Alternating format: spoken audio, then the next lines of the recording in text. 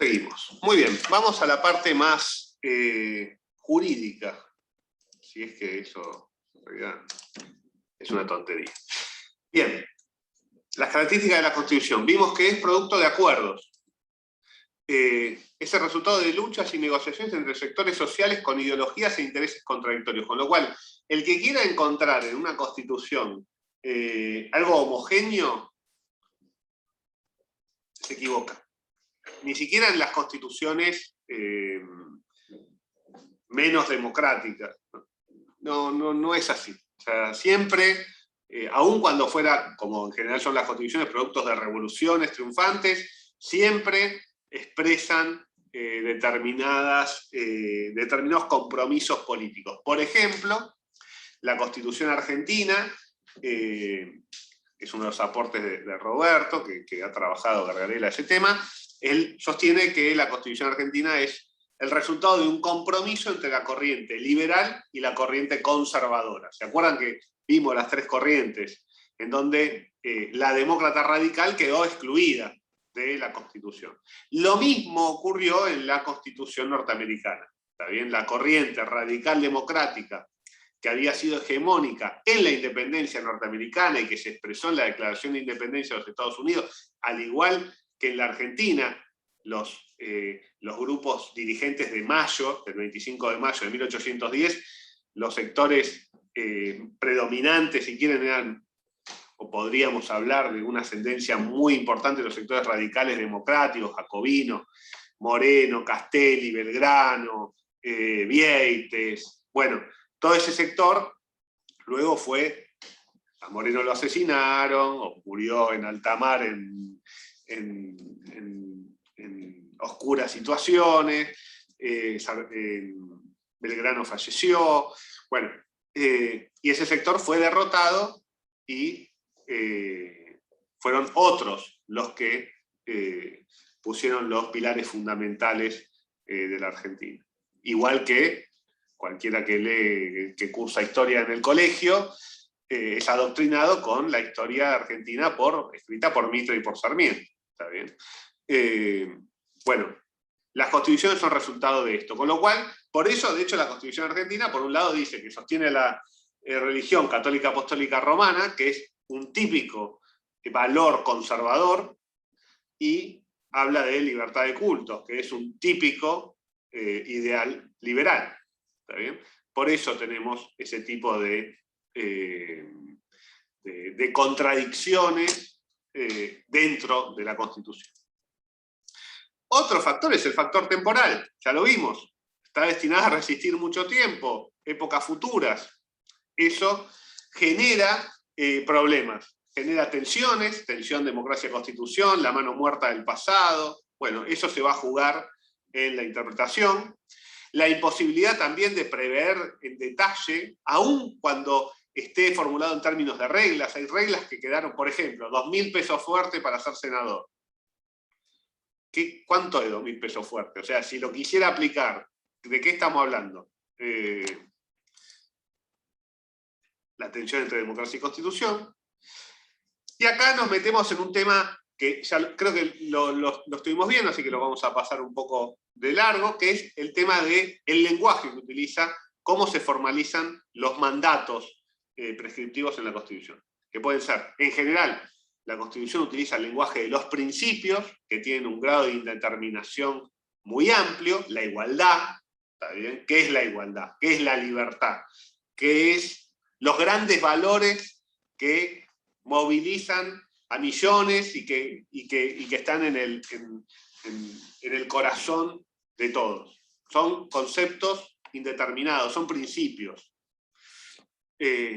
Y la utilización de estos principios, como vimos antes, lo refrescamos, dejan su entendimiento, o sea, la decisión final abierta, permitiendo la flexibilidad necesaria para que quien tenga que aplicar ese principio a la resolución de un problema concreto pueda maniobrar con cierta libertad.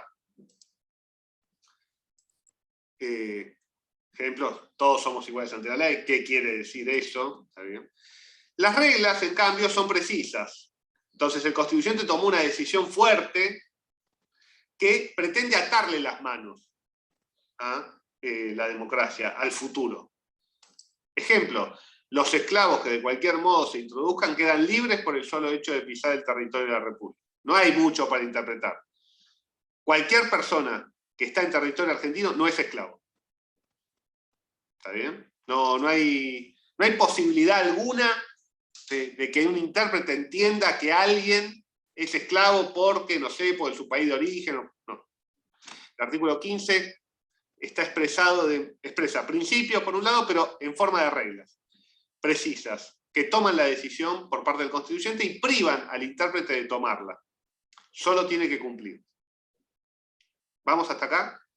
Entonces, tenemos principios y reglas. Las constituciones utilizan mucho los principios. ¿Por qué? Por la cuestión temporal, por la ambición que tienen. ¿Está bien? Reglas, norma de tránsito. ¿Está bien? La Constitución no va a hablar de a cuánta velocidad se puede andar en una avenida. Y el otro problema que ya lo vimos es la ausencia de un criterio interpretativo. No hay un artículo de la Constitución que diga que hay que ser originalista o que hay que interpretar texto vivo. No dice nada. Ni siquiera el armónico sistémico no dice nada. La Constitución simplemente dice lo que tiene que decir y te tira el balurdo a cada uno de nosotros.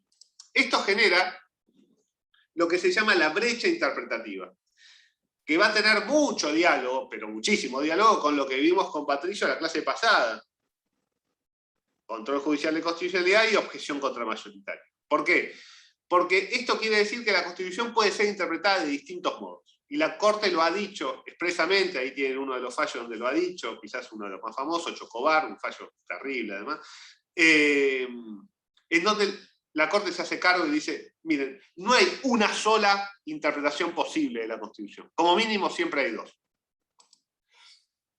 Con lo cual, este es el plato que está servido, son las famosas dos bibliotecas de cualquier problema jurídico. Y entonces vamos a adentrarnos en cómo afrontar esto, qué criterios, qué herramientas interpretativas tenemos para enfrentar estos problemas. Y ahora vamos a ir a pasar a una parte de la clásica, una parte de la clase bastante dogmática, en parte, ¿está bien? Vamos como a bajar bastante cosas a tierra y vamos a ver cómo funciona esto de la interpretación en vivo y en directo, ¿está bien? Y después lo vamos a ver en un fallo. Sí, Pato. Sí, una cosa antes de introducirnos a eso, o un par de cosas. Uno, y esto es muy importante para esta clase, no todo lo que nos gusta está habilitado por la Constitución, eso es muy importante. No todo lo que nos gusta o tal vez no es obligatorio para la Constitución, ni todo lo que no nos gusta está prohibido por la Constitución. ¿Por qué? Porque lo que dijo Nico recién, básicamente las constituciones son frutos de acuerdos entre diferentes grupos, más hoy que entendemos que vivimos en sociedades plurales, eso es muy importante, y por lo otro que dijo Nico, que es por esta cuestión de que la Constitución no quiere regir de acá a 10 años, quiere regir de acá a 100 años. Por eso es que los constituyentes utilizan términos amplios para la redacción de los artículos. Entonces, por eso es tan importante esta clase de la interpretación. Y segundo, antes de esto de que Nico empieza a explicar originalismo, texto vivo, eso que dijo recién sobre la brecha interpretativa o las diferentes formas de interpretar la Constitución es muy importante, pero no quiere decir una cosa. O quiero explicar una parte que es, no significa que todos podemos interpretar de cualquier manera la Constitución, manosear la Constitución para hacerle decir lo que nosotros se nos cante. O no deberíamos pensar así la interpretación constitucional, como una forma para llegar a un resultado. Y eso es un poco lo que pasa en Argentina, donde un juez un día dice, bárbaro, amo la interpretación de tal manera, y al día siguiente dice, no, la mejor interpretación es la otra, y después la otra, y después la otra. Eso es lo contrario de lo que nosotros queremos, que es pensar genuinamente el derecho constitucional. hay buenos argumentos para decir, me caso con la originalista, o me caso con el texto vivo, o lo que sea, o la que sea, pero eso de hacer de la Constitución lo que el intérprete quiere, eso es, Gardella dice como el maltrato de la Constitución. Pero nosotros no, por favor les pido que no seamos tan cínicos en esta parte, sino que intentemos ver qué cosas tienen buenas en sí estas diferentes teorías interpretativas. Nada más. Bien. Y una cosa, una precisión. Dos cosas, dos precisiones de lo que dijo Patricio. No es un tema argentino, ¿está bien? Es un tema que se da en todos lados. Y no es necesario, de hecho es bastante criticado, casarse con algún criterio interpretativo. No es necesario hacerlo. Y el hecho de casarse con un criterio interpretativo tampoco te da seriedad en la interpretación de por sí, ¿está bien? No es que porque vos siempre utilices una forma de interpretar, porque vamos a ver que cada forma de interpretar puede llevarte a cualquier lado, ¿está bien? Ningún criterio de interpretación te permite llegar, todos te prometen llegar a tierra firme, y vamos a ver que todos te dejan en Mar del Plata y en la Bristol, buenísimo si hace calor, hoy no, pero todos te dejan en el mismo lugar. Entonces, pero es importante dos cosas antes de entrar con esto. Se puede ser cínico, es lo que hacemos en general, de hecho, los abogados, pero es muy importante lo que dice Patricio. Por un lado, la brecha interpretativa existe, ¿está bien? Tiene un factor democrático la brecha interpretativa, porque quiere decir que hay distintas miradas sobre lo mismo que tienen cabida dentro de la Constitución, o sea, no hay un discurso único en la Constitución. Hay algunos temas que sí tienen un discurso único, por ejemplo, la inexistencia de esclavitud.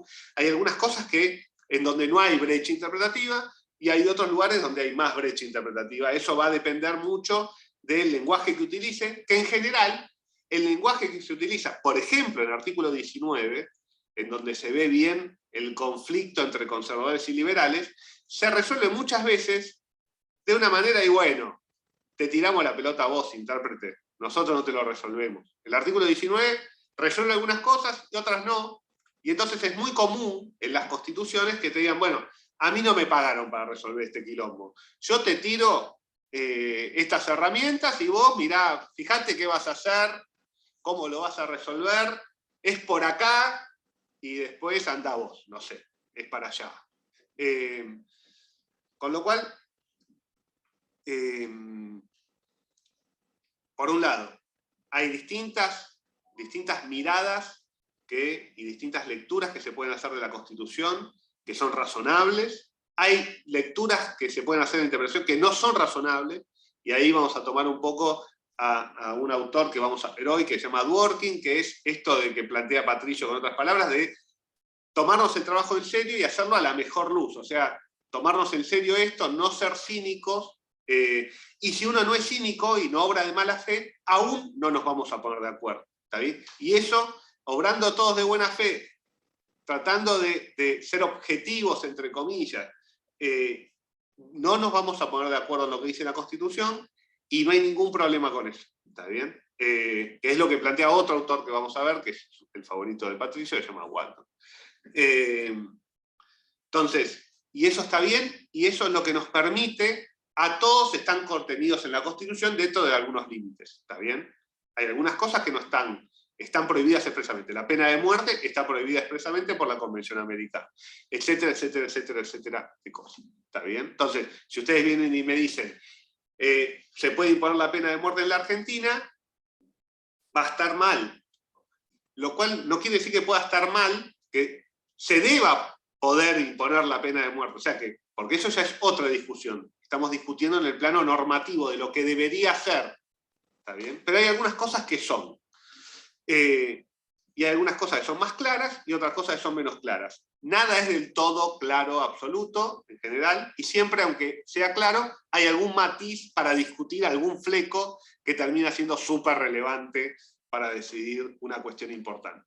Entonces, dicho esto, vamos a ir viendo cómo se debe interpretar el texto de la Constitución, que ha dicho sobre todo la Corte Suprema, argentina, norteamericana, y cuáles son las herramientas. Algunas van a ser de aplicación secuencial y otras van a ser que se aplican siempre. ¿Está bien? ¿Vamos? Bien. El primer criterio interpretativo que se aplica siempre. Bueno, vamos primero a los presupuestos valorativos, que es relevante esto. Hay algunos mitos, ¿está bien? Como robar cable no es delito, ¿está bien? De los Simpsons. Primero, hay un mito de que es la perfección del constituyente, del legislador. Que el legislador no se equivoca, no se puede presuponer la falta de previsión del legislador. Este es un principio muy importante, que ya no es tan mito, es un presupuesto, de que el legislador no utiliza términos superfluos o redundantes, sobre todo en la Constitución, sino que cada término es empleado con algún propósito. Acá vamos a ver algún problema con este problema de la redundancia que vimos recién. ¿Hay redundancia o tengo que entender otra cosa? Usando este criterio, voy a ver donde hay confirmación, voy a ver incertidumbre. Porque voy a decir, no puede haber sido redundante, no me puede haber querido decir lo mismo. Y la realidad es que sí te quiso decir lo mismo. La Constitución habla varias veces de juicio por jurado. ¿Y qué quiere decir? Que tiene que ponerse el juicio por jurado. Eso te está diciendo la Constitución. No es que está hablando de tres cosas distintas. No se puede presumir que haya cláusulas inútiles. O sea, una Constitución además es bastante corta, se utilizan pocas palabras, no se puede presumir que haya algo al divino botón en la Constitución. Alguna función tiene. Tampoco se puede entender la Constitución parcialmente. ¿Por qué? Porque el acuerdo político de sanción de la Constitución es un acuerdo global. Si los convencionales constituyentes sancionaron la igualdad de cultos, porque hicieron un pacto en el artículo 2 de sostener la Iglesia Católica Apostólica Romana.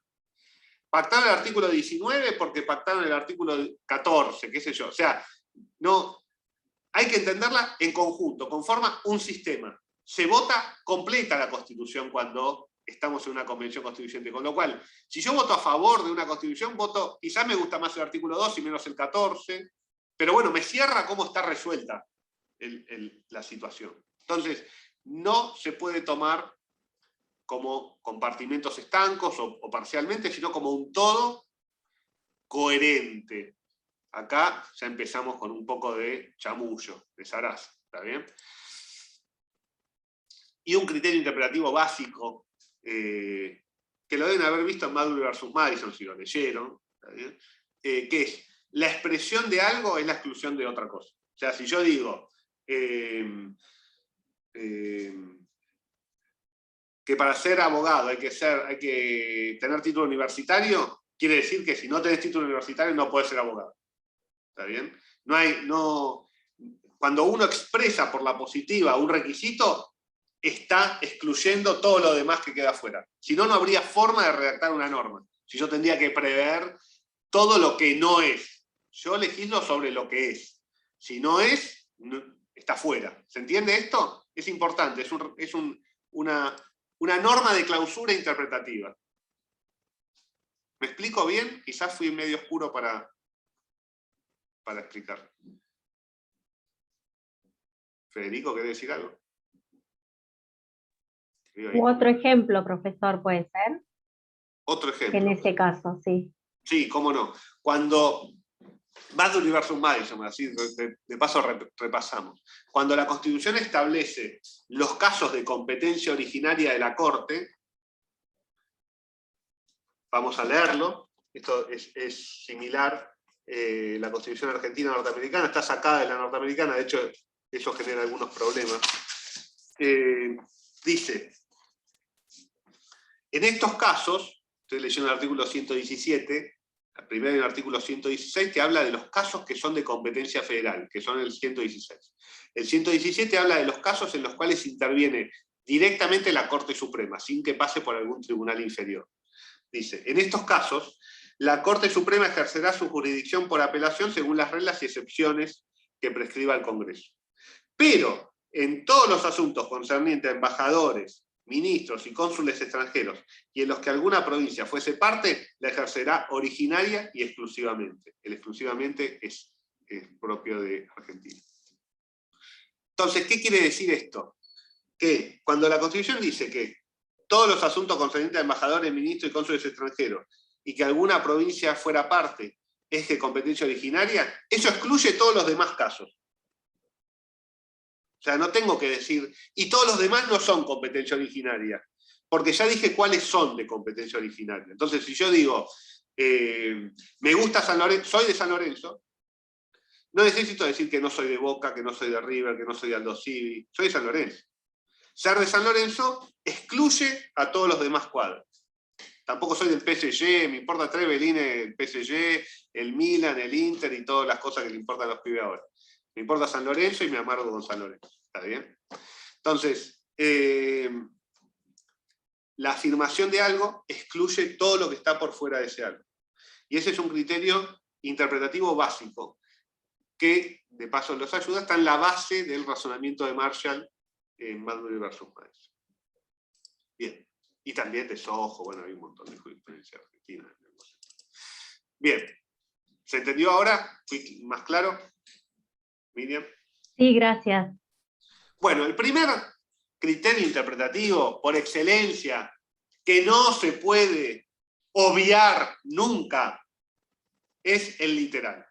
Siempre, aunque hagamos los malabares que querramos, aunque terminemos haciendo lo que se nos canta, voy a empezar por el final, siempre tenemos que empezar por el literal, y siempre lo que interpretemos tiene que encontrar contención en el texto literal de la norma. O sea, si la norma dice rojo, yo puedo hacer todos los malabares que quiera para decir que es anaranjado es rojo. Pero no puedo decir que verde es rojo. ¿Está bien? El texto de la norma me va a fijar un límite. La norma es vaga, habla de igualdad. Es vago, igualdad no sé bien qué se trata. Pero sé que ser esclavo no es ser igual. ¿Se entiende? Entonces, yo no puedo decir, supongamos que no existiera el artículo 15, y solo existiera el artículo 16 que dice somos todos iguales ante la ley. Bueno, a mí con ese artículo me es suficiente para decir que no puede haber esclavos, porque si no, no hay igualdad. Después, dentro de la igualdad, vamos a ver, puedo interpretar 15 de forma distinta la igualdad. De hecho, las cortes argentinas o norteamericanas decían que las mujeres y los varones no eran iguales. ¿Está bien? Y le encontraban una vuelta. Entonces, para decir esa barbaridad.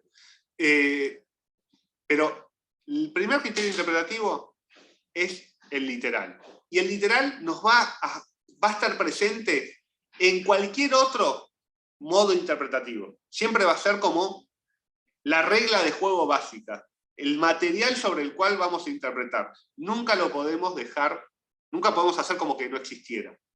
No sé si soy claro. Entonces, ¿esto qué quiere decir? Que la primera fuente de entendimiento de la ley o de la Constitución es su letra. Cuando hablamos de ley, hablamos de Constitución, también hablamos de norma. Acá hay una falacia, si quieren, o un criterio, pero que lo van a ver mucho en la jurisprudencia, por eso se los replico, que cuando la letra de la ley no exige ningún esfuerzo de interpretación, debe ser aplicada directamente.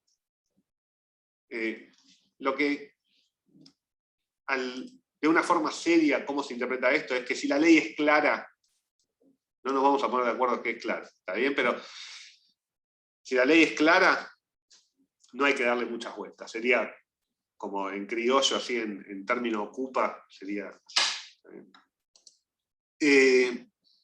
cualquier interpretación debe partir y no puede prescindir del texto. Y acá vamos a empezar con las aras. ¿Está bien? Entonces, ¿qué tiene dicho la...? Porque el intérprete, depende de lo que quiera, va a decir distintas cosas. Si está de acuerdo con el texto de la ley, va a decir que no te podés ir del texto de la ley. Y si no está de acuerdo con el texto de la ley, porque ahí empieza a jugar la valoración, va a decir que la ley no es suficiente. Entonces, ¿qué dice la Corte? en uno de sus tantos criterios, porque la Corte tiene dicho de todo sobre esto, que no es permitido apartarse de la exégesis gramatical invocando las palabras o conceptos vertidos en el seno del Congreso con motivo de la discusión de la ley. Yo estoy de acuerdo con esto, puesto que ellas no son sino simples manifestaciones de opiniones individuales de las personas que las pronunciaron y que no fueron establecidas o admitidos claramente en el texto que se admitía. ¿Qué quiere decir esto? La Corte, ahora vamos a ver cuándo dice lo contrario, ¿está bien? Pero en esta postura, eso es lo interesante, lo que nosotros tenemos que darles a ustedes. Yo doy un curso de recursos extraordinarios de CPO. ¿Y cuál es mi tarea como docente de recursos extraordinarios? La Corte dijo todo, y lo que no dijo lo dio a entender. El tema es saber dónde buscarlo, ¿está bien? Lo que a ustedes se les ocurra tiene algún sustento en algún párrafo, en algún fallo pronunciado por la Corte. Lo más loco que les parezca, ¿está bien? Pero el tema es conocerlo, y conocerlo cómo funciona. En interpretación literal, la Corte tiene dicho, desde antiguo, de que lo que se habla en la discusión legislativa no es, no es suficiente para apartarse del texto, porque lo que se votó es el texto, no las opiniones de cada uno durante la discusión. No importa qué opinaba cada uno, lo importante es que se pusieron de acuerdo, y se pusieron de acuerdo en este texto. Con lo cual lo que gobierna es el texto, no lo que opinó Mitre, Alfonsín, Cristina, Macri durante la discusión parlamentaria, ¿está bien? Sino lo que escribieron. Entonces, por un lado va a ser, el criterio literal lo que nos va a mandar es, bueno, si la ley es clara, aplico la ley y punto. Esto hoy tiene en realidad esto viene de Montesquieu. Hay toda una idea refractaria a la interpretación judicial que dice, bueno, el intérprete, ¿cuál es el problema? A ver, está en principios, es para el tiempo, los franceses no confían en los jueces, algo hay ahí, y entonces dicen, no, el juez tiene que, la democracia decidió esto, el pueblo decidió esto, el juez lo tiene que aplicar. No, que no me vengan, no se ponga en papel legislador. Si no le gusta la solución, que se arme un partido político, se presenta a elecciones y proponga otra cosa, y ningún problema. Pero que no me venga a decir que dice lo que no dice. Dice lo que dice, hermano o hermana. Y te gusta o no te gusta, no sé, pero vos juraste cumplir con esto, aplicalo. Entonces, ese entendimiento falso, esto es mío, de que la norma es clara y se puede aplicar directamente sin valoración, siempre hay valoración. Pero lo cierto es que siempre el texto dice algo. Es falso que el texto no diga nada, siempre dice algo. Entonces, si el texto, a mayor claridad del texto, a mayor precisión, menos facultad del intérprete de salirse del texto. A mayor oscuridad o falta de precisión, mayor capacidad del intérprete de ir a buscar algo fuera del texto. Y esto es importante tomárselo en serio, porque si el texto es claro, bueno, y yo me quiero salir del texto, ahora vamos a ver cuáles son las cláusulas, las válvulas de escape, tengo que fundar por qué me voy del texto. Si el texto es más oscuro, es más fácil irme del texto. Entonces, por un lado, si el texto es claro, tengo que aplicar la norma. ¿Por qué? Porque ahí hay un principio democrático. La norma la sancionó el pueblo a través de los órganos que están establecidos para eso, y cada uno, en la división de poderes, tenemos una función distinta. No es mi función como juez legislar. Yo tengo que buscar soluciones concretas a problemas concretos. Esto tiene algo falso a favor de los jueces. A veces encontrar la solución correcta en el caso concreto de una norma general que no está prevista para el caso concreto que yo tengo que resolver, exige algunas precisiones, algunos ajustes de tuerca que sí es función del juez hacer, porque el juez no puede, tampoco es justicia, y esto lo tiene dicho todas las Cortes Supremas de todo el mundo, hacer una aplicación mecánica de la ley sin importar el resultado en cuanto a justicia del caso. ¿Está bien? Ese excesivo rigor formal está en contra de una administración racional de justicia. Pero lo importante es, y esto nos vamos a ir metiendo en la clase y en el resto del curso, mayor claridad, el texto. Primera fuente, el texto. A mayor claridad, texto más fuerte. Menor claridad, el texto me va a resolver menos.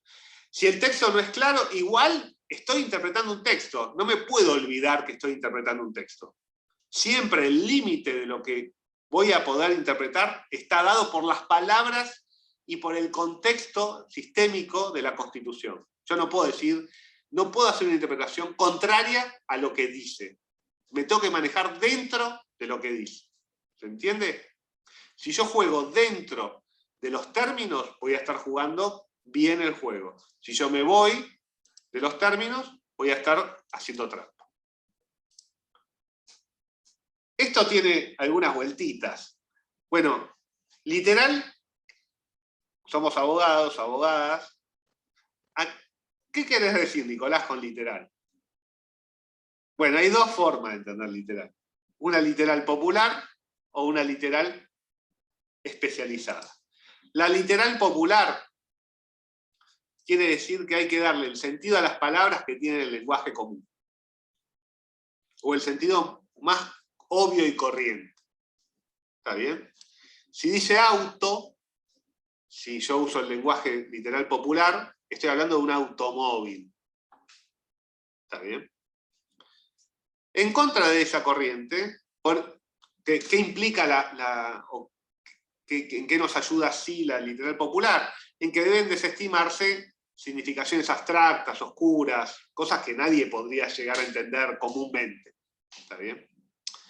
Ahora, después está la literal especializada. Si yo digo auto, si ustedes leen un escrito judicial mío, yo a veces escribo auto, y no hago referencia a un auto de esos que me tomé, que agarré para venir al estudio. Auto, en el lenguaje forense, se le dice al expediente. ¿Por qué? No sé, lenguaje forense español. ¿Está bien? Perdón, auto se le dice a las resoluciones. ¿Está bien?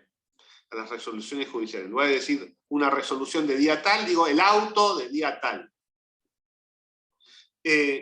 Bueno, si yo estoy en un escrito judicial y leo auto, tengo que aplicar la literal especializada, porque estoy hablando en términos especiales, en términos científicos entre comillas. ¿Está bien? Entonces, por ejemplo, si estoy hablando de física o de medicina, quizás un término tenga un contenido que no es, un significado que no sea el popular, el común, significa otra cosa. Bueno, con lo cual, la palabra la tengo que entender en el contexto que la estoy pronunciando. ¿Está bien? Que la estoy utilizando. Si la estoy utilizando con un contenido técnico, tengo que ir a ver qué quiere decir técnicamente esa palabra. En principio, en la Constitución, como es una Constitución que está dirigida a toda la población, se utiliza un lenguaje popular. Pero también se utiliza lenguaje especializado o técnico. ¿Por qué? Porque lo escriben abogados. Abogados, en general. Salvo la del 94, que la escribieron también algunas mujeres, en general la escriben abogados. Con lo cual, y esto los va a llevar a decir, la Corte va a hablar de que no es tan importante, o sea, la Corte, ¿qué te va a decir? Te va a decir un juez, ¿qué te puede decir? Te puede decir dos cosas. Dice, bueno, esta solución es clara, el texto es claro, el sentido común, según el diccionario de la Real Academia Española, como vamos a ver, dice que esta palabra significa tal cosa, con lo cual, listo. Pero si no le gusta ese término, y esta es una aplicación espuria, va a decir, que la Corte lo tiene dicho, no importa lo que dice la Constitución, importa lo que dice jurídicamente. Y cuando te metieron no importa lo que dice, sino que lo que dice jurídicamente, agarrate, ¿está bien? Porque si no estaríamos grabando, lo diría con todas las letras, pero sería un aforismo maradoniano el que se puede aplicar cuando te empiezan a decir que no importan las palabras, sino que importan lo que dicen jurídicamente. Pero tiene una aplicación no espuria, lo de la literal especializada, que es cuando efectivamente se está hablando en un lenguaje que remite a algún grado de especialización en alguna materia. Entonces, si se está hablando de algo especializado, no debe ser tomado como popularmente se entiende ese concepto, sino como se entiende en el ámbito en el cual se lo está haciendo referencia. ¿Soy claro hasta acá? Que esta diferencia se preste a manejos espurios no quiere decir que la diferencia de por sí no sea válida. Bien. ¿Cuáles son las válvulas de escape del criterio literal? Bueno, básicamente que el resultado sea irrazonable o sea injusto. Como verán, empezamos a zarasear un poco. Irrazonable, ¿qué es irrazonable? ¿Qué es injusto? ¿Cuáles son los motivos de justicia o equidad? Todo esto está sacado de fallos de la Corte, ¿está bien?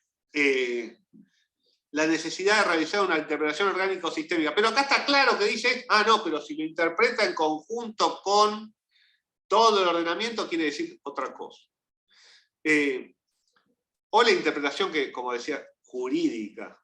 Lo importante es averiguar lo que dice la ley jurídicamente, sin que esto signifique apartarse del texto legal, pero tampoco sujetarse a él. Es buenísimo, no me digan que no. O sea, no significa apartarse del texto, pero tampoco sujetarse al texto. Hay que ser abogado para escribir eso. ¿Está bien? Entonces, pero básicamente, ¿cuál es el criterio de escape de la literal? Que la solución sea abiertamente injustificada, injusta, irrazonable, que el resultado sea pernicioso. Esto lo van a ver si alguna vez ven filosofía moral, la discusión entre lo justo y lo conveniente, o lo correcto y lo conveniente. Bueno, en general nuestro sistema está basado en hacer lo que es justo o correcto. También nuestra forma de pensar continental europea está más basada en hacer lo que es correcto. La mirada más anglosajona está puesta más en hacer lo conveniente, en hacer lo que sea razonable hacer. Bueno, y ahí hay algún punto de intersección. Si hacer lo correcto, lo que dice el texto, ¿tiene resultados catastróficos? Bueno, no lo tengo que hacer. O sea, si yo por seguir el texto de la ley se va a morir un pibe de hambre, bueno, no tengo que darle bola al texto de la ley. Porque no se tiene que morir un pibe de hambre. ¿Está bien? Sí, Fede. Hola, ¿cómo va? Buenos días. Un solo comentario a raíz de esto que estás mencionando, porque si eventualmente me parece que hay un trabajo práctico, incluso en el parcial, que es algo que quizás fue un error en alguno de los trabajos previos, que me parece que no alcanza con decir esto es irrazonable, sino que está bueno, tenés que dar los fundamentos de por qué es irrazonable o por qué es injusto. Eso me parece que es importantísimo tenerlo en cuenta a la hora de aplicar todo lo que está comentando Nicolás a la posible resolución de un caso. Dar argumento no alcanza con decir es irrazonable y por eso me aparto, sino que explicar por qué es muy importante para justificarlo. Bien, sí, tal cual. Todo es por qué. Es como si tuviéramos 4 años. ¿Está bien? La única pregunta relevante es por qué. Bien. Volvemos. Bueno, esos son los criterios de escape. ¿Escape a dónde? Me decís, Nicolás, ¿a dónde me voy? Muy bien. Me voy a buscar otra cosa. Bueno, acá no sé el efecto que le hice. ¿Le gustó el efecto que le hice? Bien. Me voy a la finalidad. El espíritu de la ley. ¿Lo escucharon hablar esto? Del espíritu de la ley. Bueno, acá hay algo importante. Es, bueno, la Constitución se hizo para algo. Tiene una finalidad la Constitución. Entonces, bueno, ¿cuál es? Hay dos formas, hay dos lugares donde ir a encontrar. ¿Estoy? Sí. ¿Estoy o no estoy? ¿Me escuchan? Sí, sí. Sí, se te escucha bien. Perdón, perfecto. Hoy estoy con problemas acá. Hay dos lugares donde ir a buscar la finalidad. Una la da el antes, en el origen, por eso se llama originalismo. Voy a buscar cuál fue la finalidad que tuvo el que estableció la Constitución, los redactores de la Constitución. ¿Qué quisieron hacer con esto? Entonces, cuando yo voy a ir a ver qué quiso hacer el constituyente, voy a estar buscando la finalidad en el antes. en el origen, se llama originalismo. ¿Cuál fue la voluntad que tuvo el constituyente al momento de dictar la norma? Otro lugar para buscar la finalidad es la actualidad, que se denomina texto vivo o dinámico. Prioriza la hora. ¿Cuál es el significado actual de la norma en este momento? ¿Me siguen?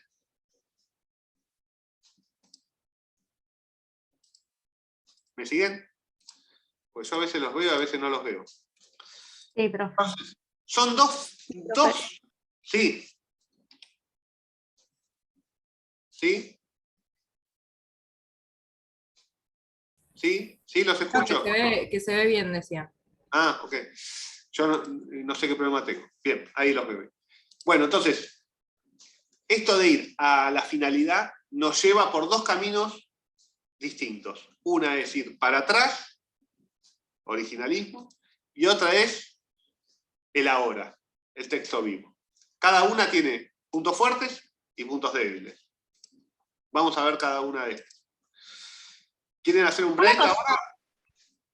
Sí. Acá es como un comentario así que me surgió de la nada, ¿no? El tema del requisito de los senadores de los 2.000 pesos. Acá también tendría que estar esto de tener en cuenta el espíritu de la ley actual. Hoy eso no tiene vigencia. Nadie se va a poner a controlarle el patrimonio a alguien que quiere ser senador. Es como que no necesariamente. Está bien el ejemplo, Lara. No necesariamente. Si uno quisiera interpretar, vamos a aplicar el originalismo y el texto vivo a ese artículo para contestar. Así, a ver si aprovechamos la duda, que es muy buena, con el tema. Bien, vamos a ver primero el originalismo. Y ahora vamos, Lara, a eso. Bueno, ¿en qué consiste o qué busca? Es en respetar la voluntad del constituyente. ¿Está bien? La misión del juez es dar pleno efecto a las normas vigentes sin sustituirlo. O sea, no imponer la valoración del juez, sino hacer cumplir la valoración, el juicio del constituyente o del legislador. Que era su tarea hacer eso, no es tarea del juez. Entonces, no corresponde a los jueces sustituir al legislador, sino aplicar la norma como él la concibió. El intérprete debe rastrear lo que quiso el constituyente. Tiene que buscar esa voluntad del legislador. ¿Dónde le va a ir a buscar? Al debate constituyente, a la exposición de motivos. ¿Qué nos promete el originalismo? ¿Por qué es atractivo el originalismo? Nos promete certeza. La promesa del originalismo es, siempre se usa el ejemplo del ancla, es anclar la interpretación, anclar lo que dice la Constitución en un lugar que nos dé seguridad. ¿Por qué? Porque no queremos estar gobernados por jueces, queremos estar gobernados por la Constitución. Entonces, como la interpretación, sabemos que la herramienta de la interpretación es una herramienta muy poderosa, ¿está bien? Lo que queremos es dar certidumbre. No queremos que nos empiecen a sacar conejos de la galera, no queremos que nos cambien las reglas de juego. Estamos jugando al TEC y las reglas del TEC son estas. No me vengan a interpretar ahora que hay que usar 4 dados, como en el TEC 2, ¿está bien? O el TEC 3, no, en el TEC 2 se usaban unos relojitos. Esa es la promesa del originalismo. Es una promesa interesante, ¿está bien? Es una promesa interesante porque certidumbre nos lleva a reglas de juego, las reglas de juego estables y conocidas tienen un valor de justicia importante, y tiene otro argumento muy fuerte, si quieren, es el que más le gusta a Gargarella, y creo que es el mejor, yo también creo que es el mejor, y un argumento democrático. O sea, los legisladores, los constituyentes, los que supuestamente representan al pueblo, que no son los jueces, porque los jueces son un poder contramayoritario, y así está establecido para hacer un límite de esas mayorías, resolvieron esto. Entonces, si nosotros hacemos otra cosa, estamos usurpando esa función. Entonces, si queremos ser diferentes con la democracia, tenemos que ser respetuosos de lo que quiso hacer el legislador. Esto también tiene otro punto a favor, que es reconocer el carácter comunicativo del lenguaje. O sea, cuando el constituyente sanciona una constitución, lo que está haciendo es dando un mensaje. Cuando uno utiliza el lenguaje se usa para transmitir una idea, un mensaje. Entonces, si yo quiero, si estoy jugando al juego del lenguaje, y me están dando un lenguaje, bueno, efectivamente, necesito decodificar qué me quiso decir el emisor. El emisor es el constituyente. Quiso sancionar que somos todos iguales ante la ley. Bueno, ¿qué coño quiso decir con eso? ¿Hasta acá? ¿Me siguen? Bueno, esto tiene... Cerramos con el originalismo, como muy rápido, y hacemos un break y nos metemos con el resto. Esto tiene... Estas promesas empiezan a hacer agua rápido. ¿Está bien? ¿Por qué? Porque, primero, está bien, te tomo, está bien, me convenciste, Nicolás, me convenciste, Scalia, me convenciste, Blackburn, me convenciste. Vamos con el originalismo. Bueno, certidumbre, perfecto. Bueno, ¿y a dónde vamos? A la Asamblea Constituyente. Perfecto, vamos a la Asamblea Constituyente. Entonces tengo que Gorostiaga dijo que el artículo 19 se refería a acciones privadas que no causen daño a terceros. Bien. Y Ferrer decía que, no, que también el Estado podía interferir en conductas nocivas. ¿Y entonces qué hace? ¿Cuál es el origen? ¿Le doy bola a Gorostiaga o le doy bola a Ferrer? Porque en el texto, Ferrer y Gorostiaga se pusieron de acuerdo y pusieron orden moral pública y daño a tercero. Con lo cual, ¿qué hago? ¿Cómo interpreto eso? Entonces, esto de ir a la voluntad del legislador, que supuestamente nos quiere garantizar certidumbre, en realidad, por más que uno lo quiera hacer de buena fe, siempre estamos hablando que uno lo hace de buena fe, tiene un problema, que es la selección de la fuente de autoridad. Entonces, en la selección de fuente de autoridad voy a estar usando mi valoración. Entonces, ¿voy a elegir a Gorostiaga o a Ferrer? ¿Y por qué a Gorostiaga y a Ferrer? ¿Por qué no elijo a alguno de los otros? Que no hablaron, no sé qué opinaban, pero lo votaron. Quizás no estaba de acuerdo ni con Gorostiaga ni con Ferrer, pero no le importó, o estaba interesado en otra cosa, o ¿cómo sé a quién tengo que darle bolilla? Si no hablaron todos tampoco. ¿Cómo sé qué pensaba cada uno? Y por sobre todo, ¿cómo sé qué pensaba el conjunto? Yo lo que sé del conjunto es el resultado final, que es el texto, y no me lo resuelve. Por eso estoy yendo a buscar a algún lado. O sea, con lo cual, si voy a volver al texto, vine hasta acá porque no me alcanzaba el texto. Entonces, parecería que la promesa del originalismo no te lleva demasiado lejos. O te lleva a hacer prevalecer tu propia selección, o te lleva al lugar de partida.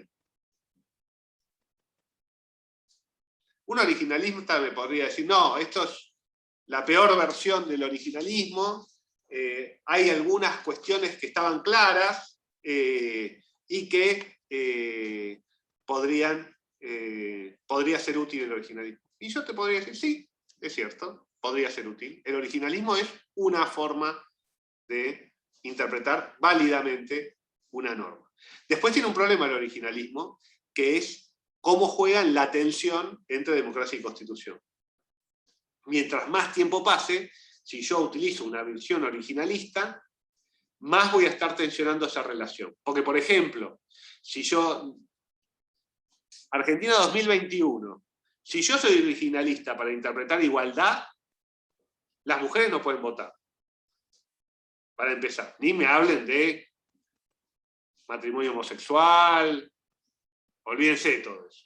¿Está bien? Con lo cual, si nosotros tenemos una visión originalista, todos esos compromisos se tensan. Y tiene otro problema el originalismo, y ya le doy la palabra a Lucila y a Gala, que lo expresaba bien Jefferson. Jefferson tiene una frase en el texto de Ganarella, creo que está citado textual. Decía, miren, ir a ver lo que opinábamos nosotros cuando sancionamos la Constitución es un error. Si yo hubiera sabido en ese momento lo que sé ahora, después de 20 años, hubiera escrito otra cosa. Entonces, ir al origen también hace ruido. ¿Se acuerdan con esto del aprendizaje? ¿Se acuerdan con esto de Hume, del aprendizaje? Bueno, esto de ir al origen también tiene un problema filosófico, que te priva del aprendizaje del durante. Yo cuando hice esto, yo no sabía lo que iba a pasar después. El constituyente, no había aviones en 1853. Por eso no habla de Fuerzas Armadas Aeronáuticas, habla de Marina y Ejército, habla de la Constitución. ¿Y entonces qué? ¿No hay aviones?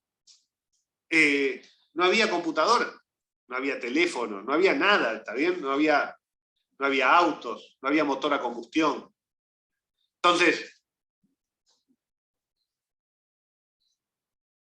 ¿qué me contestaría un originalista? Bueno, reformalo, no hagas trampa, no vengas a querer manosear. ¿Te gusta el matrimonio homosexual? No hay ningún problema, pero discútanlo y sanciónenlo. Esto tiene una pequeña trampa, que es la dificultad que ya vimos en las constituciones rígidas para reformar. Entonces, cualquier necesidad de ajuste a 170 años, necesito mover toda necesito volver a discutir todo. No sé si cierra mucho. Sí, Lucila y Gala. Yo tengo una duda en la cuestión de por qué sería un conflicto si dos de los que votaron tenían diferentes opiniones, porque a mí no me importan las opiniones que tendrían, sino si yo voy a buscar en el originalismo, voy al texto, y se supone que en el texto se votó lo que la mayoría quería, y ahí yo no encuentro un problema entre la democracia, o sea, no encuentro una tensión. Porque a mí no me importa lo que pensaban en ese momento, porque se supone que, y confío que en ese momento, se discutió y se votó lo que la mayoría quisiera. Quizás yo lo estoy entendiendo mal, pero no sé por qué habría un conflicto. O sea, a ver si me podrían explicar eso. Perfecto, Lucila, es buenísima la pregunta que haces. Efectivamente, quizás yo no fui claro. Nosotros llegamos a esto del originalismo, o el texto vivo, o sea, la finalidad, porque el texto no lo resolvió. Si el texto lo resolvió, no me hago problema con la finalidad. O sea, el originalismo y el texto vivo y el resto de las criterios interpretativos no les alcanza el texto, entonces van a buscar algo afuera del texto. El originalismo lo va a buscar antes, el texto vivo lo busca ahora. Y lo busca en la sociedad, en la Convención Constituyente, en algún lado, pero no en el texto. O sea, si la solución es el texto, bueno, ya estoy en la literal, no necesitaba ningún originalista.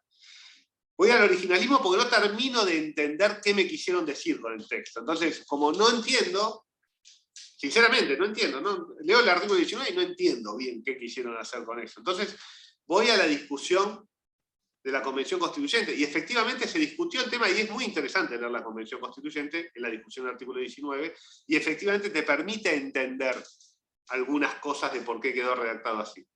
Ahora, no me lo resuelve el texto, tengo que ir a buscar algo. Entonces, siempre que estoy hablando de originalismo o texto vivo, estoy hablando de el texto más algo. Es como Messi más 10, ¿está bien?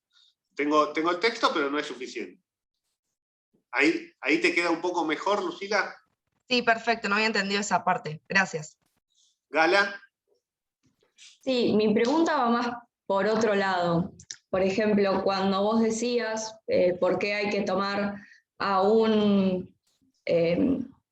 al que opinó esto del artículo 19 o al que opinó esto, ¿por qué sería un conflicto eso? O sea, ¿por qué sería un problema que yo elija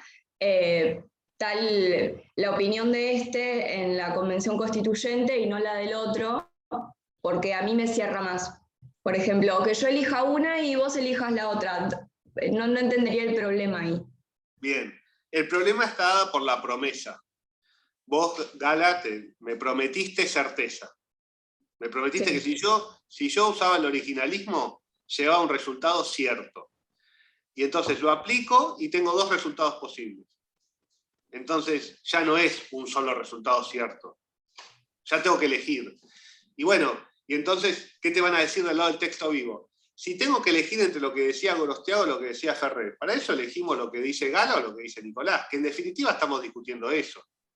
En definitiva, cuando usamos el originalismo en ese sentido, vos vas a usar el autor que más te gusta y yo voy a usar el autor que más me gusta. Entonces, ¿por qué no nos dejamos de eufemismo y discutimos lo que vos pensás sobre el tema y lo que yo pienso sobre el tema? Porque además, los que van a ser afectados por la decisión son Gala y Nicolás, no Gorostiaga y Ferrer, que se murieron hace 150 años. Entonces, ¿qué me importa lo que decía Gorostiaga y Ferrer? A mí lo que me importa es lo que piensa Gala de la igualdad, lo que piensa Nicolás de la igualdad, lo que piensa Agustina de la igualdad.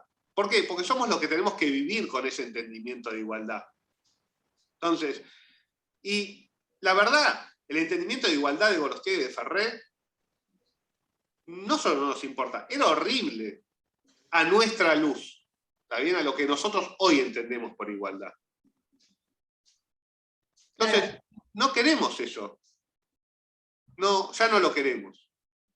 ¿Por qué tenemos que seguir con eso? ¿Por qué la mano muerta del pasado nos va a gobernar si efectivamente, y este es el punto fuerte, perdón Pato que me extiendo, ahora te doy la palabra, si efectivamente, como dijimos, que se usaba lenguaje de principios, si la Constitución es un instrumento para gobernar el futuro, bueno, hagámonos cargo de que somos el futuro. ¿Por qué? ¿Por qué tenemos que ir a papá y a mamá?